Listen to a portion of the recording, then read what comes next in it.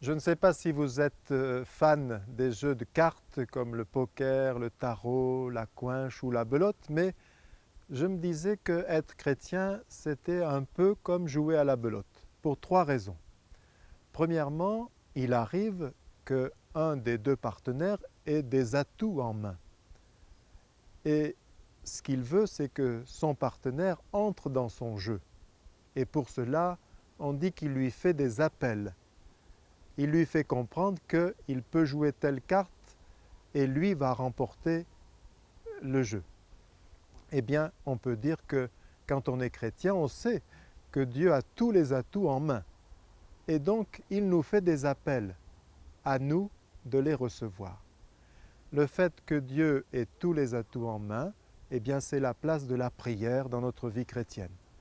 Dans le corps de l'Église, le corps mystique, il y a les spécialistes de la prière, les contemplatifs, qu'ils soient carmélites, clarisses, bénédictins, cisterciens, et ils sont comme la nappe phréatique dans laquelle le corps du Christ puise de la vie, de la grâce.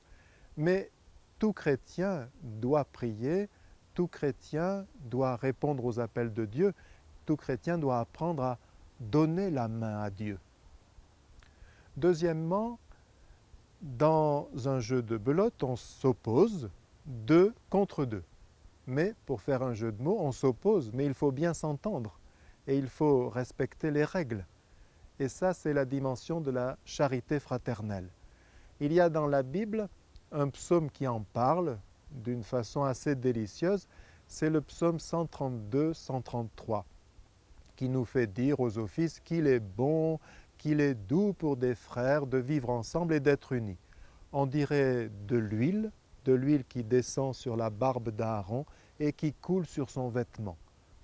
Personnellement, pendant longtemps, je n'ai pas su ce que signifiait cette huile, ce que venait faire cette huile pour dire la charité fraternelle.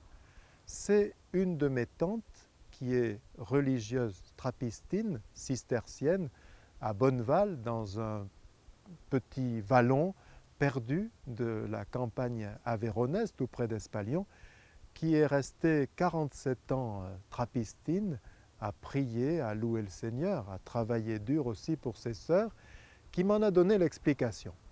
Elle m'a dit, oui, c'est vrai, la vie fraternelle, c'est merveilleux, nous nous aimons comme des sœurs, mais tu sais, pour que ça marche, il faut mettre beaucoup de l'huile dans les rouages. Et c'est vrai que ça fait partie de notre mission de mettre beaucoup de charité, de douceur, de bienveillance, d'attention dans des petits gestes. C'est là aussi que nous sommes attendus.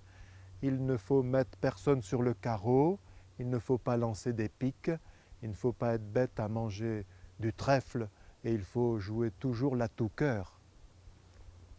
Et puis il y a une troisième raison.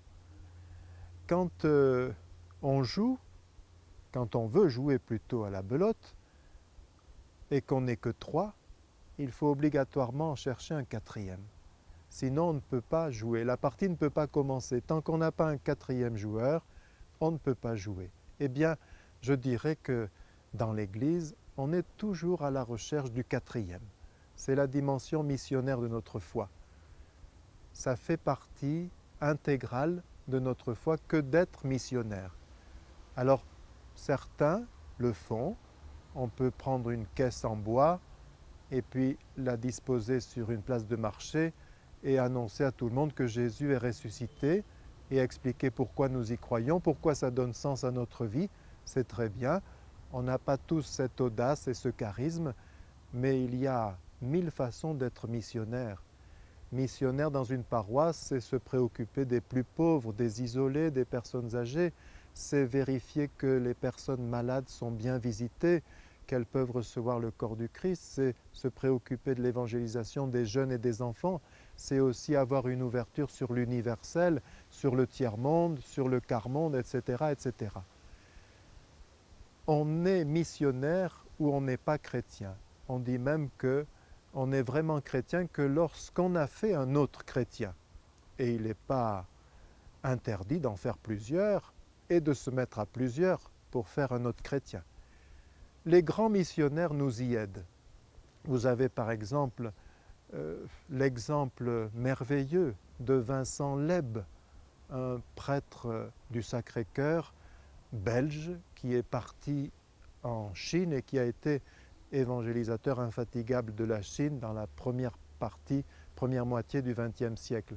À la fin de sa vie, le père Vincent Leb disait « Je me suis fait chinois avec les Chinois. Sinon, j'aurais été un cadavre, je serais resté un cadavre au milieu d'eux. » Il avait appris la langue, il s'habillait comme eux, il vivait comme eux, il mangeait comme eux.